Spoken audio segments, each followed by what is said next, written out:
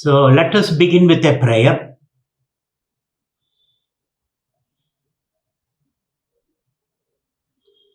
Shiva-shaktya yukto yadi bhavati shaktaha na chedevam devo na khalu kusalaspandidumabhi atastvaamaradhyam harihara virinjadibirabi pranantum stodum va katham akrita punyo prabhavati.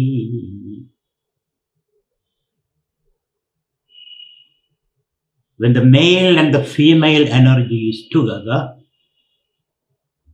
nothing is impossible. When they ignore and forget each other, then the male loses the energy and the female loses direction. So we pray that let the male and the female energy be ever together.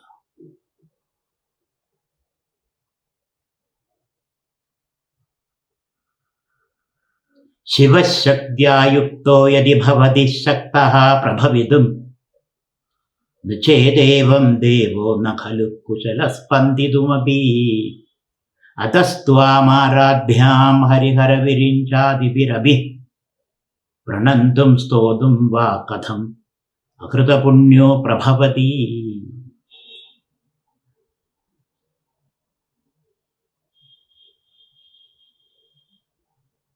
Hariyo.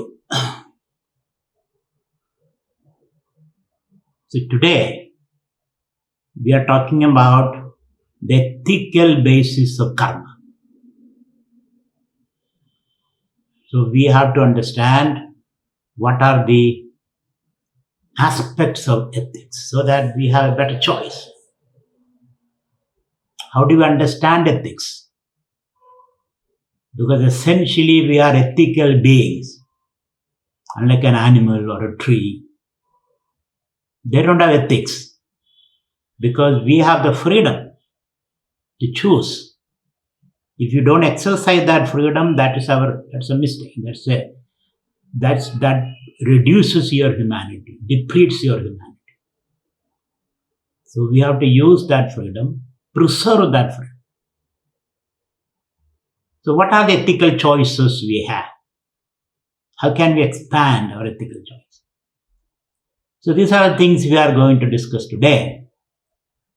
And the question is, basically, through these talks, we are asking one fundamental question. That I feel stuck. All of you feel stuck. We lose our freedom of choice because of the pressure of memories and past habits, entrenched habits. So how do we shake it up? So that we can cut and paste and create new choices. That's the question. And so our entrenched habits, prejudices, biases make us a slave of our habits over a period of time. Initially technically we have the freedom, but we lost our freedom. And avoid being manipulated, because if you are just a prisoner of our memories, we can be manipulated by others. So we have to become the master of our memory. So we don't want to be manipulated by others, whether it is a human being or a big boss or a supercomputer, we don't want to be manipulated. If you are simply the memory, we can be manipulated. It can be downloaded. So we should not give ourselves to such manipulation. And avoid being manipulated by others and expand our freedom of choice to do good. So that's our freedom of choice, not to do bad.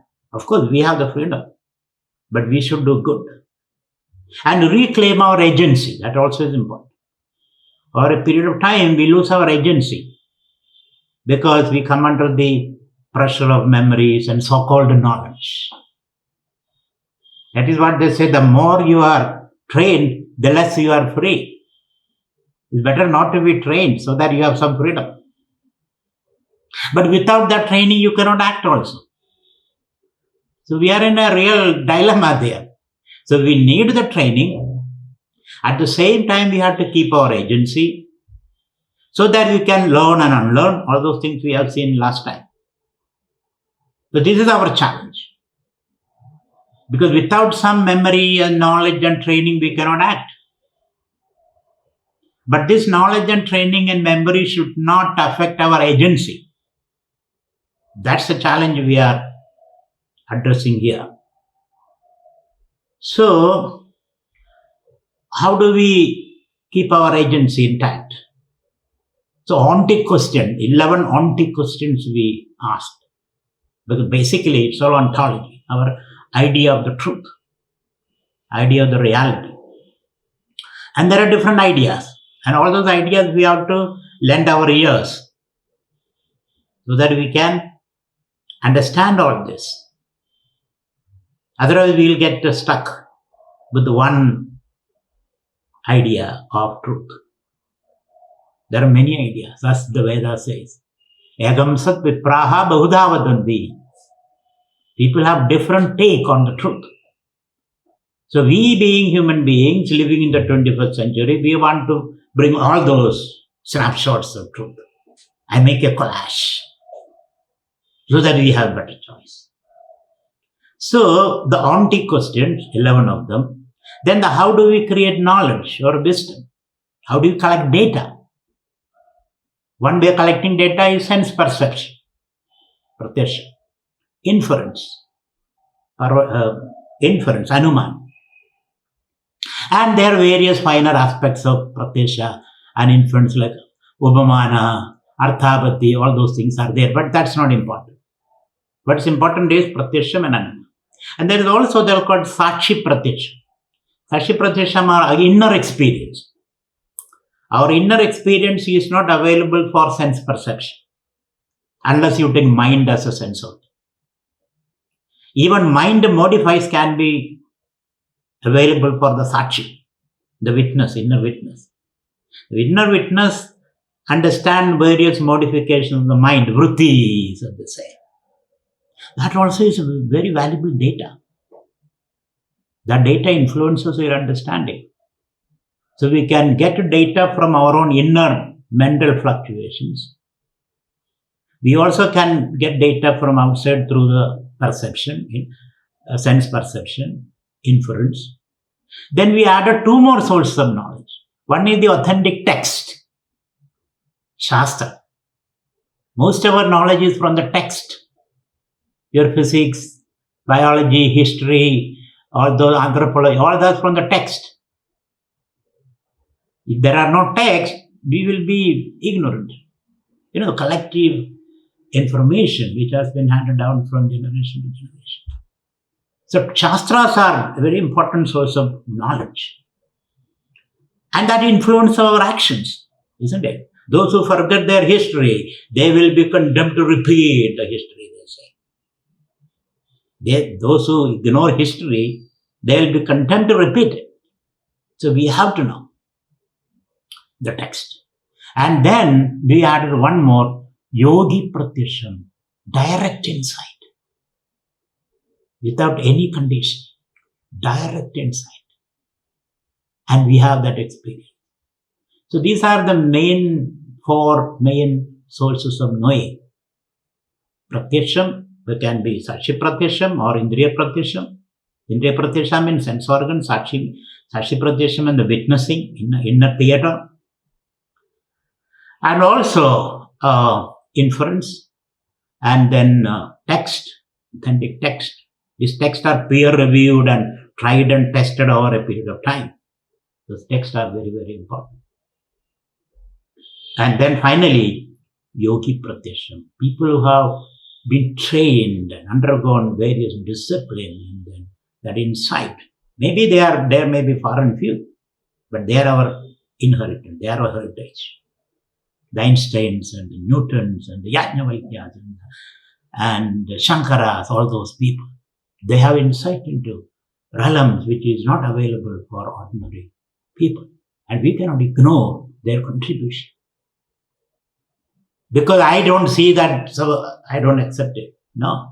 You have to accept it and then modulate your life, make your choices according to those knowledge. So these are the 4 main sources of knowledge we have seen. And today we shall explore the question of ethics, the ethical question. What is the ethical question?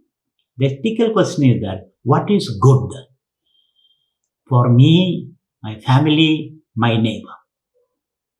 That's the question. So the inquiry of ethics is the nature of goodness. Satyam, Shivam, Sundaram. Satya means truth. Shiva means goodness. Sundara means beauty. Beautiful. Beautiful I will be giving the next lecture will be on beauty. So Satyam, Shivam, Sundaram. What is good? How do we inquire? What is bad? Good and evil, the eternal old question. What is good? What is bad? And none of us want to do bad things. Any one of you do want to bad things? Unless you are a congenitally evil person. Even they don't want to do bad. That's why they do it in a slight, in a way that they don't want others to know this.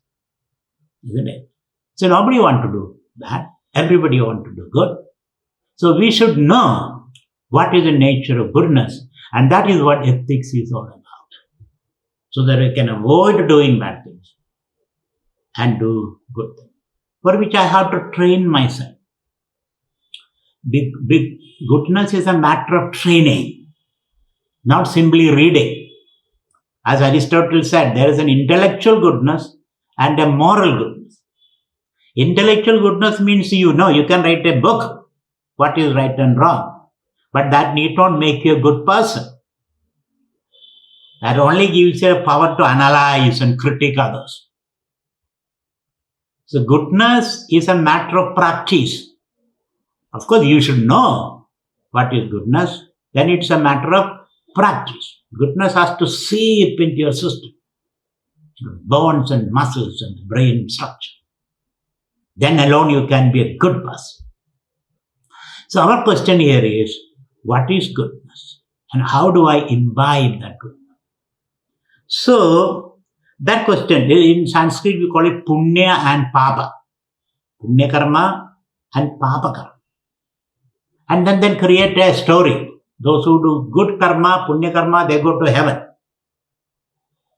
Those who do papa karma, they will go to hell. Or they can make a hell here or a heaven here also by doing good and bad karma. So we should know what is good, what is bad, so can avoid bad and quote goodness. Right? So, now the word ethics comes from a Greek stem, ethos. Ethos means character. So ethics means character, building character. What is character? Consistency in your behavior. That's the meaning of character.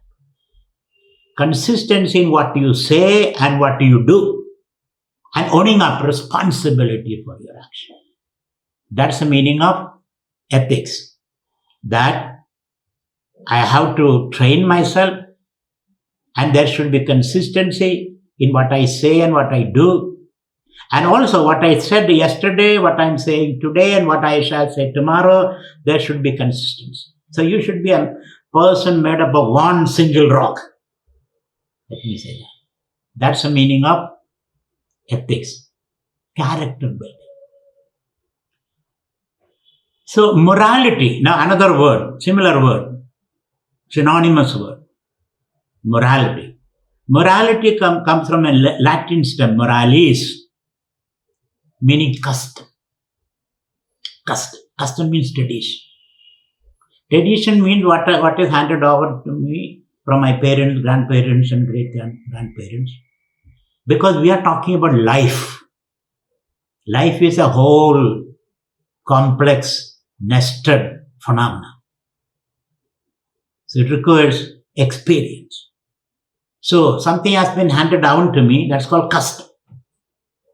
So ethics is a combination of both custom and character. In Vedanta, we call it achara. Achara means practice. What are we practicing? And shila. Dharma. These words are used in Indian tradition. Dharma, shila, character. So ethics is a combination of both. One, you have the understanding of the tradition. Second, you have character. So when combined in one person, then we can say he's an ethical person. If you go against the tradition, you must have enough reason to do that. Of course, we may not always follow the tradition. We may try to question the tradition. But you must have enough reason to do that. And you have to also universalize it. If I do this against my tradition, can it be universalized? Can everybody do that? Will it promote goodness? It's your duty to explain it and universalize it, like in your brain, in your mind, and then alone it can be put out to others. So this has got two aspects: custom, meaning tradition, and character. It has to be practiced by the individual. So this is how we understand about ethics. Now, when we analyze ethics, we have to preliminarily discuss certain things. What are those things? One is ethics universal? Meaning, is there any universal standard in ethics which can be practiced in United States, in China, in India, in Africa, or by Arabs and all people from all over the world? Is there any universal rules of ethics? Some people say it is not possible because ethics is culture sensitive, context sensitive. Different civilizations can have different ethics. For example, you should not be shocked if I say this. During the ancient Darius was an Iranian king. In his time, maybe 3,000 years ago, in his time, there is a community called the Kaleshians, somewhere in the east of Persia. They ate their dead body, because they think that their parents' soul is in the body. So they ate that. They cut them to pieces, cooked and ate that. You are shocked, isn't it? You are shocked. And the Greeks, they burned the bodies of their dead parents. In the Darius, the palace of the king Darius, these two people came together because his kingdom stretched from Greece to India, borders of India. So when the Greeks said we burned the dead bodies of our parents, they were shocked. My God, you are burning the body, cremating your body of your dead parents. And Greeks were shocked when they heard these people are eating their dead parents. From this, Herodotus, the first historian, he said, ethics is culture specific. Different people have different ethics. Eskimos, even today, they abandon their young babies because they produce 20 babies or 10 babies in a lifetime, and they cannot protect all these babies, so abandon some of them. Just leave them on the wayside and then move on. Can we think of that? We cannot. So some people say ethics is different depending upon the time period. Ancient ethics may not be acceptable to the present day people. Present ethics may not be acceptable to the ancient people. So therefore, ethics is relative. That's the idea. Ethics is not absolute. This is just for your information. You can make your own choices. I'm not taking any standpoint here. I'm introducing it to these different ideas so that you can feel comfortable when you make a choice. So across time period, ethics can change. Once upon a time, slavery was acceptable. No more today. Today, slavery is not acceptable. But at that time, slavery was a necessity because of the economic conditions of society. Today, it is not a necessity. So across time period, ethics can change. That's why it is time sensitive. Different cultures can have different ethics. So culture sensitive or civilization sensitive. But there are people who say no. Still, there are universal rules of ethics. What are they? Don't kill. That's a universal ethics. Don't kill. Don't lie. Don't steal. Respect your elders. Worship gods. Be kind to your neighbor. These are all universal rules. If we engage in a conversation, we can accept all these rules. But at the same time, there are exceptions, of course. There are exceptions. With exception, these become universal rule. So avoid jealousy or violence. These are all universal rules. So some people say there are universal rules applicable to across civilizations, across time periods. Some people say no, it is all relative. Your ethics may not be my ethics. Your rule may not be applicable to me. So you can make your choice. Is ethics universal or ethics relative to the time and the different civilizations? That is one thing we have to ponder. You have to ponder. I'm not going to give solutions because ultimately you are the agent of action. I have no business to tell you what to do.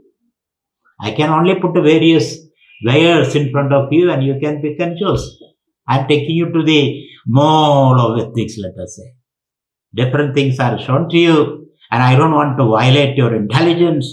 I know you have the intelligence and the capacity to make the right choice suitable to you, to your situations. So, this is one question we have to ask. Is ethics universal? Can you have universal ethics or is it relative? Second question we have to ask is means and ends. It's a big argument. Can end justify means? Can end justify means? If I have a good end, can I, means fair or foul, if I can reach that end, can I compromise on the means? So, that's you have to choose. Some people say, no, means are as important as the end. Like Mahatma Gandhi. Means are as important. By taking a wrong means, you cannot reach a right end. Some people say, of course, we can maneuver and then finally reach the right end. So, can ends justify means? Or our means are as important as ends? Or maybe means are more important than end. I don't care for the end. I want to take the right means. It is for you to discuss, debate. It requires a lot of conversation. In 1 hour, I may not be able to engage in all this conversation. I am just giving you ideas. So, the means and end, means versus end disputation or conversation. And then another thing is in-group and out-group. As far as I am concerned, within my group, within my tribe, I can follow all the rules. Don't kill, don't steal, respect your elders, worship your gods and all that. But when I confront another group with different gods and different ways of worship, different ways of doing things, I cannot follow these rules. When I encounter another rules, I am ready to steal and lie and kill. So can I universalize? So some people who believe What you follow within your group cannot be followed outside your group. The modern debate. America says we cannot go with China because China follows a different ethics. A dictatorship, we are democracy, it is socialism, we are capitalism. Or the Semitic and the Vedic ideology. Semitic people are exclusive, Vedic people are inclusive. Isn't it? So there is dispute there. So therefore, the in-group values may not be applicable to the out-group values. Think about that. But today we are living in a global village, isn't it? So there is no in-group and out-group now. Of course, at certain levels there are in-group and out-group. But on a higher level, we all are facing the same problem. So because problems are the same, we have to come together and fight against. So this is another thing we have to discuss. The problem of in-group and out-group ethics. Then this ethics of exploited and exploiters. We find in the world, a few groups are very powerful, money-wise, power-wise, knowledge-wise. They exploit the large number of people. So the people who are in power position, they say all these values, be honest. When my servant, and she works from morning till evening, and you don't allow her to, you constantly tell her, be honest, be honest, be honest. But it's a poor thing. Being honest, she is leading a very poor life. One day she decides, she is cleaning and she saw a purse with the dollars. So she looked around, she took it. Because she is hungry, she is poor. She is not able to pay the fees for her children. And she is deep in debt. So when she saw the money, she took it. Is it right? Is it right? So the exploiters and the exploited, as this man said in his Lectures of the Earth, Franz Fanon, he said, the exploiter's value need not be applicable to the exploited people. Exploited people can take the weapon and fight, tell lies. Tell lies. Steal, necessary. If I am hungry and you have put in the fridge, and if I get an opportunity, I will take that eat. And if you keep on oppressing me, kicking me left and right, one day I am going to take the gun and shoot at you. Is that just? Of course, there are problems. In that ethics, there are problems. Because today's exploited become tomorrow's exploiters. That is possible. That problem is there. But it is for you to decide. So this dispute between the exploited and the exploiters, because we find all the time this division in the society. So these are the conundrums we face in discussing ethics, these dilemmas. Ethics is full of dilemmas. That's why Bhishma said, Suchmatva dharmasya. Ethics is very, very subtle. It is very difficult to define what ethics is, what dharma is. But at the same time, we can fine-tune our responses and make it less as unpleasant as possible, our choice. As unpleasant, ethically, as unpleasant as possible. And here there is one slogan in Bhagavad Gita, Sarvarambha doshena dhumena agnirivavrata. All your choices will have defect. Sarvarambha doshena dhumena agnirivavrata. There is no defect-free choice.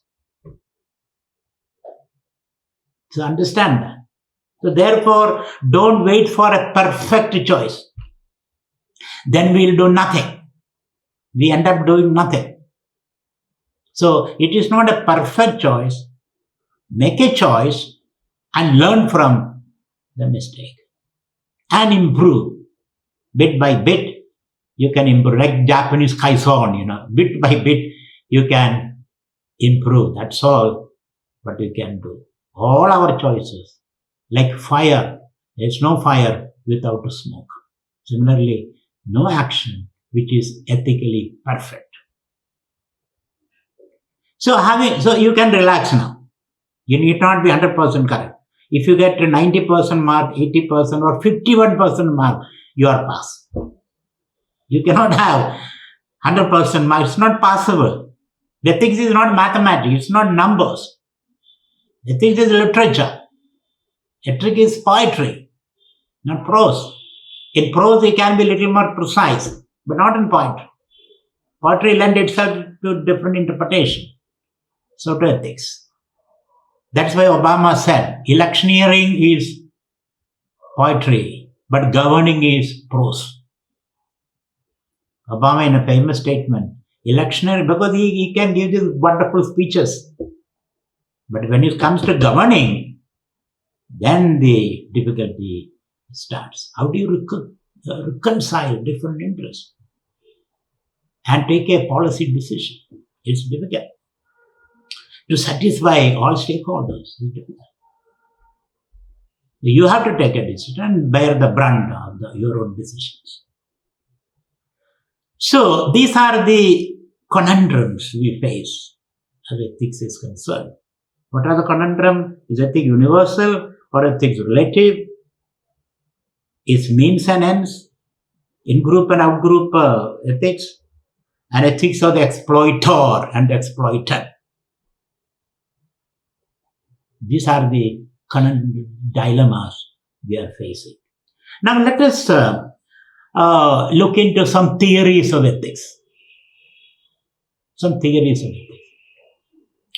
One prominent old theory is do unto others as you would they do unto you. This is one old theory.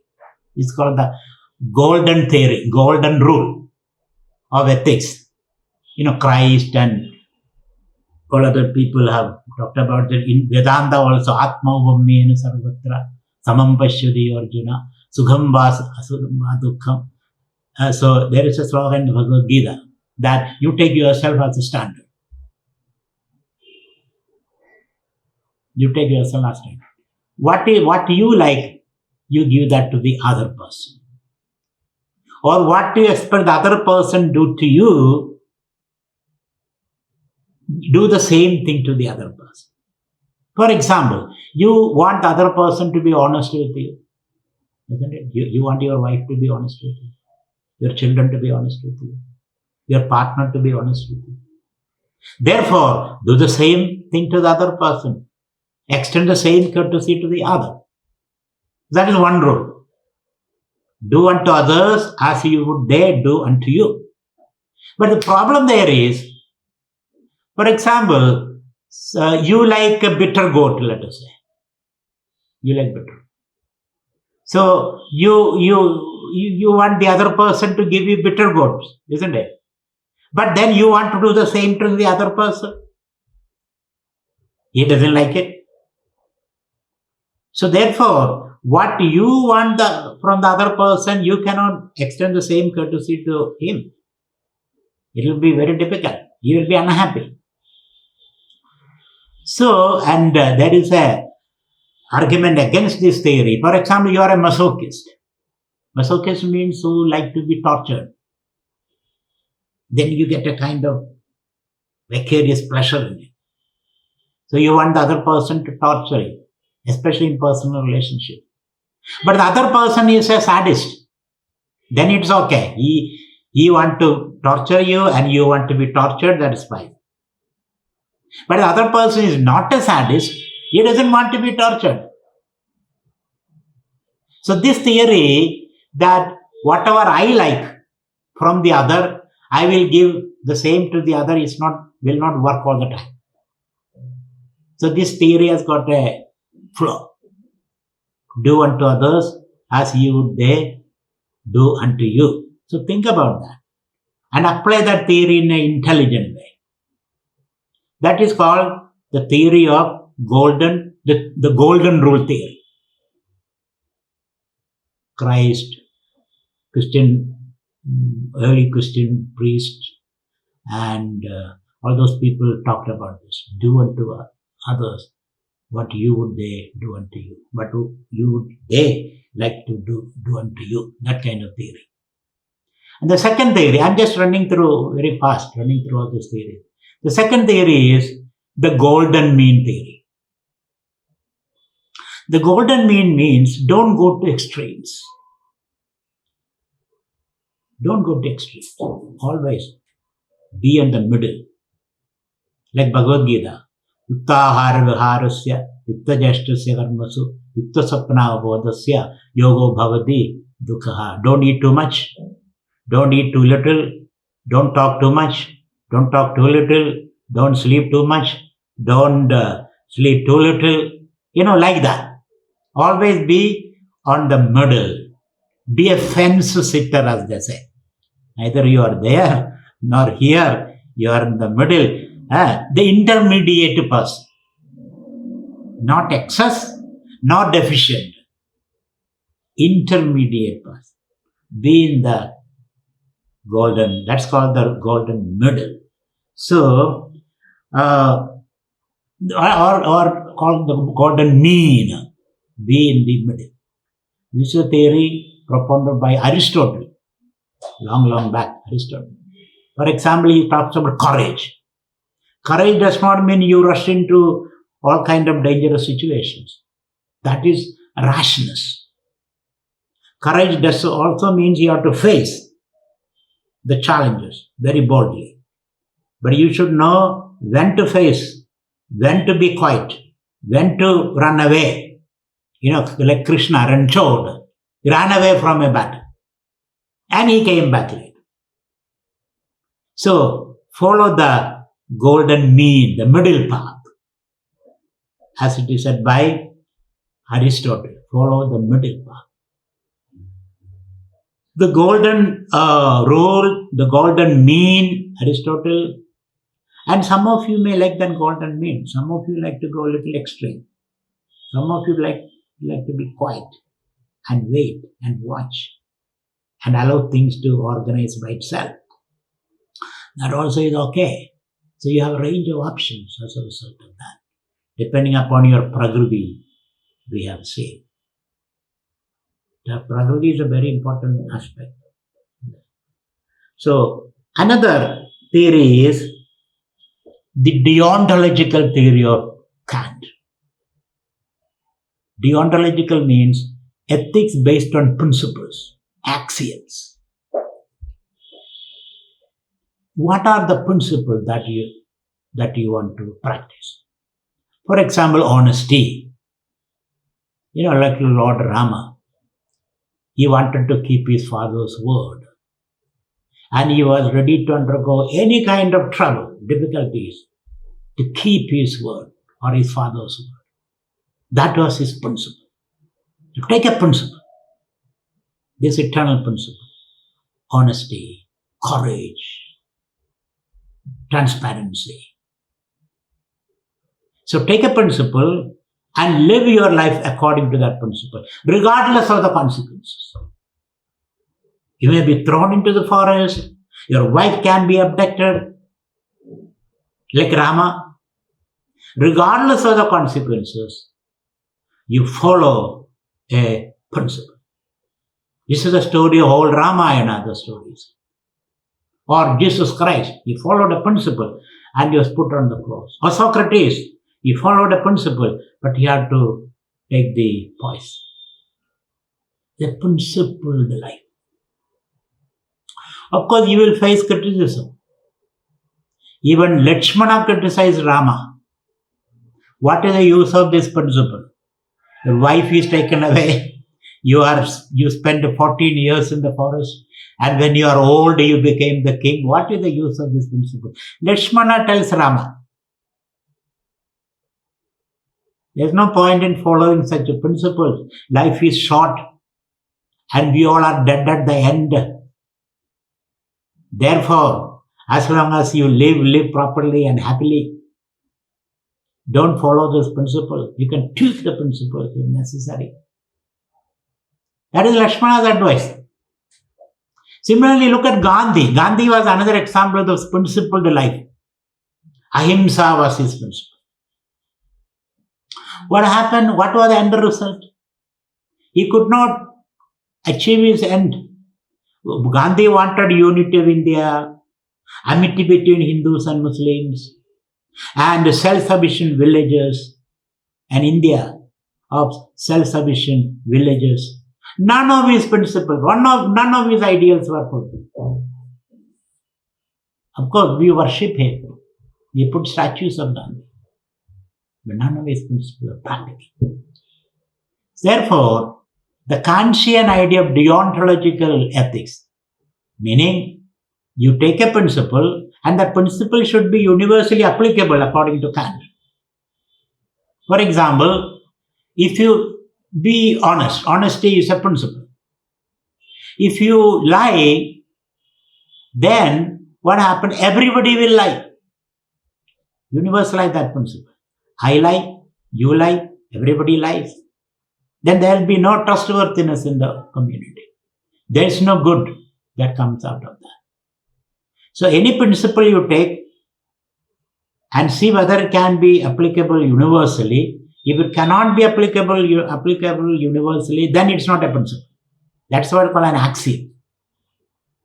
An axiom is Socrates dies, Devadatta also dies. Therefore, all human beings die. That's an axiom. So similarly, you take an axiom, a principle, be honesty is a principle, and universally applicable.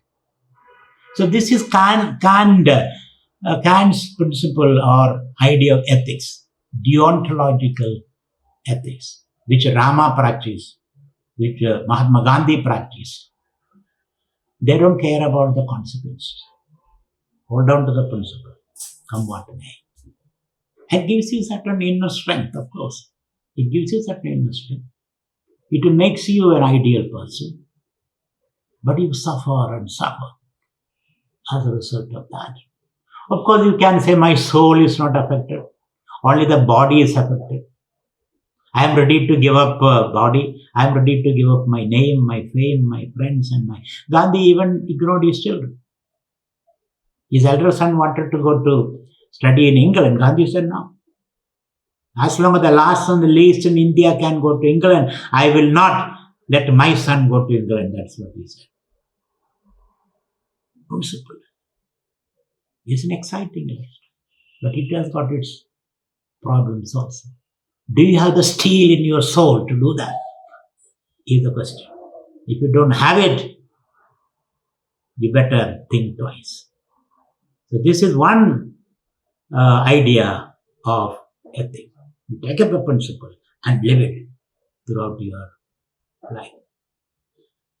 The other idea is what is called consequential ethics. Consequential ethics means you always look to the outcome. What outcome I am going to create? And to create that outcome, I may lie, I may kill, or I may do all kind of things. Doesn't matter. Am I creating the outcome? This is called the utilitarian theory. Maximum happiness for the maximum people. And in the process, a few people may be ignored. A few people may be thrown out of the system. Maximum happiness for the maximum people. Maximum pleasure, that's their idea. It's not even happiness. It's maximum pleasure. The pleasure principle. And the problem here is, then you may take to mean such means that cannot be called ethics. For example, in the Mahabharata war, Krishna advocated this principle, consequential ethics. What is important is you have to create a desirable outcome. In the process, in war and love, everything is okay, they say.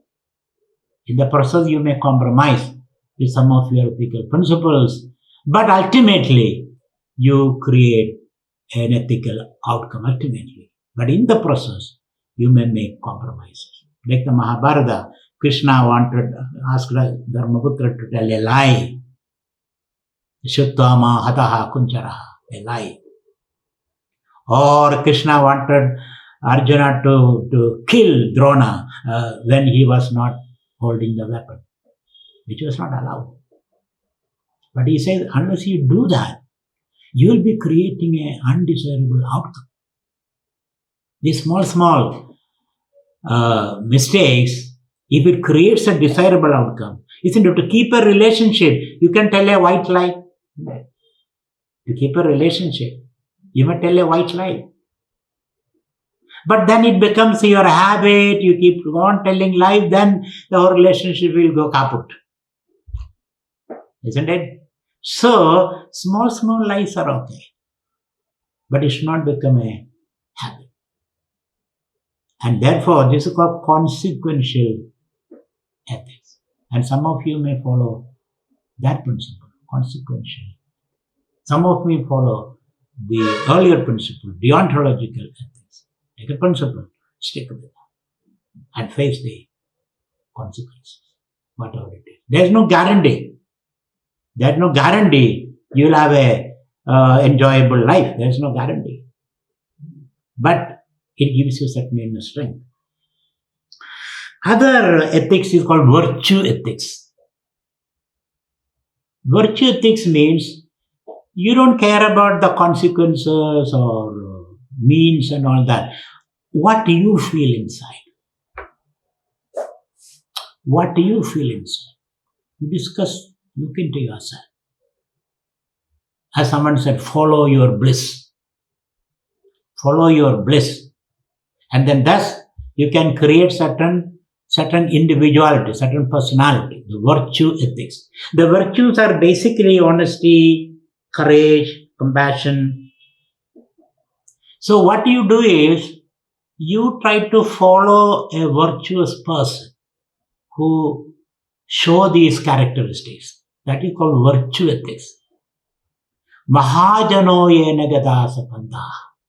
The Mahabharata says, Takko ya pradishta, Shudayor vibhinna, Naigo rishiyasya madam pramanam, Dharmasya tattvam nihidam guhayam, Mahajano yena gadasapanta. Takko ya pradishta. You cannot decide what is right and wrong by reasoning alone. Reasoning is a double-edged sword. It can justify anything, like in a court. So reasoning cannot establish what is right and wrong. Takoya pradishta, shrudayor vibhinna. If you read the text, they will advocate different means, different explanation of ethics. Or tarkoya pradishta, shrudayor vibhinna, naigo rishiyasya madam pramanam. And if you ask the rishi, the olden rishis, if you read, they also give you different idea. Do all that. And finally, you look into yourself. Or see a Mahatma, a person who has been living a virtuous life, a courageous, honest person. Take his advices. This is called virtue ethics. A person who lived this virtue. And because then he can nuancely apply these principles to the changing situation. That's the virtue ethics. And ultimately, you feel good about it. So your feeling good is most important. Not how others feel or how you are recorded in history. That's not important. How do you feel? Do you feel good? If you feel good about it, do it. If you don't feel good, don't do it. So you become your own standard in this. Of course, you can consult, you can read the text. But finally, you are the standard for deciding what is ethics. So that's another principle called virtue ethics. Now, altruistic ethics. Altruistic ethics. What is altruism? Service above self. That is the meaning of altruism. Service above self. You dedicate your life for the common good. like Father Damien in Molotov Island, or Florence Nightingale, that nurse who dedicated her life to sick people. So try to see what can I do for the other, not what others can do for me. What can I do for the other? Like Kennedy in his inaugural speech, ask not what the country can do for you, ask what you can do for the country. That famous oratory of Kennedy. So you keep on asking, what can I do for the other? For the last and the least and the lost. How can I wipe the tear from the other's eyes? So you don't ask the question, what can others do for me? That's not a reciprocal justice, reciprocal ethics.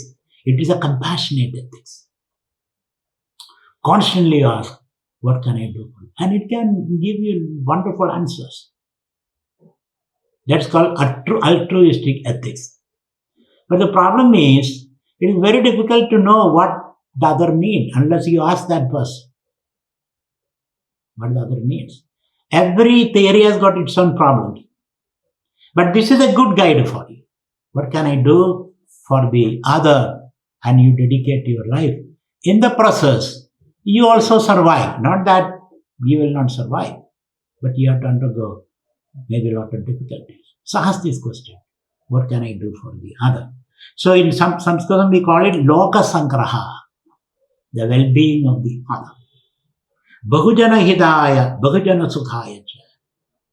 Loka Samasta Sukhino Bhavanti. In all our prayers you say, Loka Samasta Sukhino Bhavanti. What can I do for the other?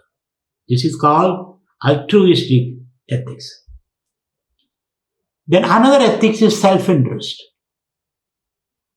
You take care of yourself. And others will take care of themselves. When you take care of yourself, understand what is good for you, and do what is good for you, and the other person will watch you and they will do the same thing. So there, as a result, you can create this win-win situation. So don't bother about the other. If you can remain healthy, others will watch you. You become a role model. You can also be healthy. This is called enlightened self-interest. The basic of ethics is enlightened self-interest. Take care of yourself. And become a role model for the other. In our effort to help the other, there is an interesting story. An old lady was standing in the middle of the staircase in a 5-star hotel. Middle of the staircase. With a couple of luggage around her. Young man was coming up. He saw this lady puffing and panting with a few luggages around her. So he took the luggage. He thought that the lady is going up.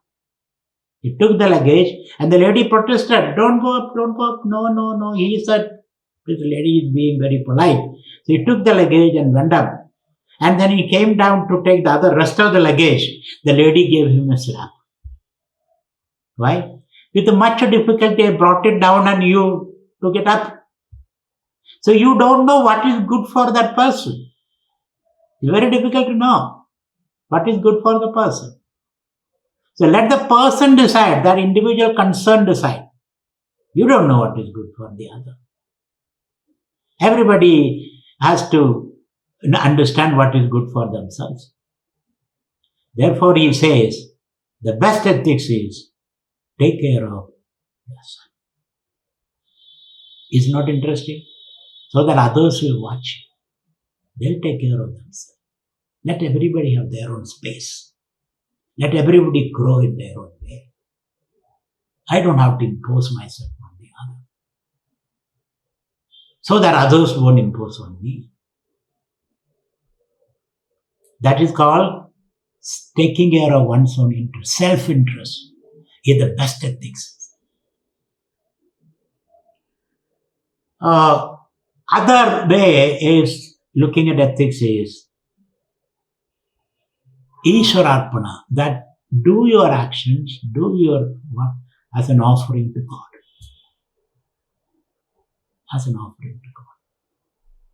For my own inner purification, antakarana shuddhi. To please God, let us say. Whatever I do it to please my parents, please God, for my own inner purification. So that it has got a teleological end, so that I can gain that moksha, that moksha principle. What I need is the inner maturity and purification. That's all what I need. That's my objective. My objective is not get something from outside. My objective is to purify myself. Other modern ethics is competition. Because ultimately, what decides ethics is survival. The group survival and the individual survival. So anything that will promote the survival of the group is ethical. It's a Darwinian theory. Anything which will help the survival of the group, not the individual. Because if the group doesn't survive, the individual doesn't survive. So anything that promotes the survival of the group is ethical. Not only the group, the productive segment of the group. Whatever promotes the survival of the productive segment of the group is ethical. Of course, the productive segment, the powerful segment of the group should look after the children, older people, sick people. That also is there. But their survival is more important. The doctors should survive for the patients to get help. It becomes our duty that the survival of the productive and the knowledgeable and the strong individuals in the community is very important. But in turn, they should look after children, old people, sick people, and mentally and physically challenged people. So that's kind of a reciprocal relationship. That is the ethics we see today. Ultimately, it is the survival of the group. Because the individual survival depends upon survival of the group. And survival of the group depends upon the survival of the strongest, the more powerful, knowledgeable, healthy. It is in this situation, according to this ethics, euthanasia. And euthanasia is an important subject that we discussed today. When you think you are unproductive, useless, can you take your life consciously? Euthanasia, is it allowed? And capital punishment, is it allowed? Abortion, is it allowed? These questions have to be asked. These questions asked and answered from this standpoint. These are some of the hot topics these days. Homosexuality, is it allowed? It's for you.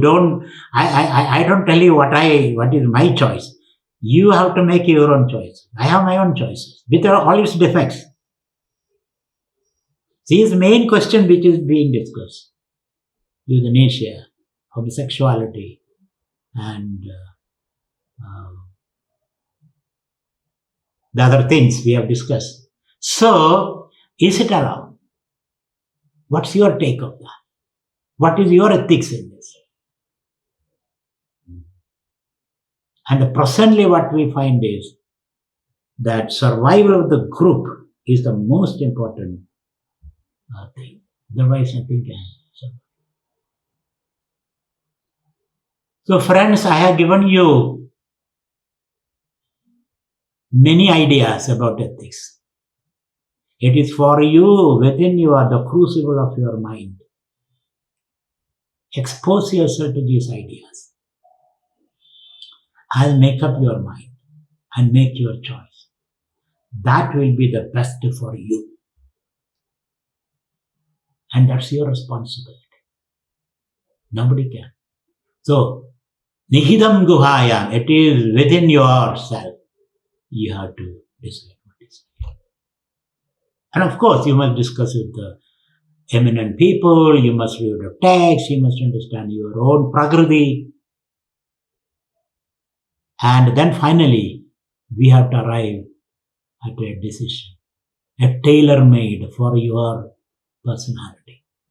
That will be appropriate for you. That's our way. So the Guru cannot tell you what you should do. The Guru cannot say what is right for you. Guru can say from his experience or from the text or from his discussion. He can say something, but ultimately it is our choice. That gives you the agency. Otherwise, you are only an instrument. You are not an individual.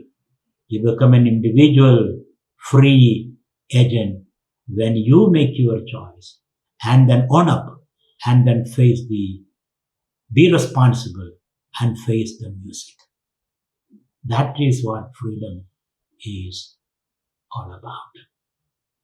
So, that's as far as ethics is concerned. And now my next talk will be aesthetics. What is beautiful? Because our choices depend upon our idea of beauty also. Of course, utility is there, functionality is there. But what is beautiful?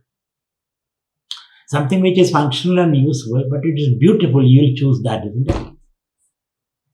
So a discussion on what is beautiful, aesthetically pleasant, which will give you a satisfaction.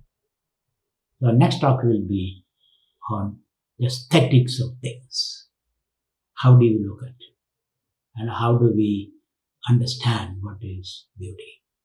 Different people understand beauty in different ways. So that will be my next talk. The last talk will be ideological choices. So there are 2 more talks. So I kept it very open for you. I am not imposing anything on you. I am only exposing you to different ideas so that you enhance your freedom of choice and recover your agency and liberate yourself, the memory and old knowledge.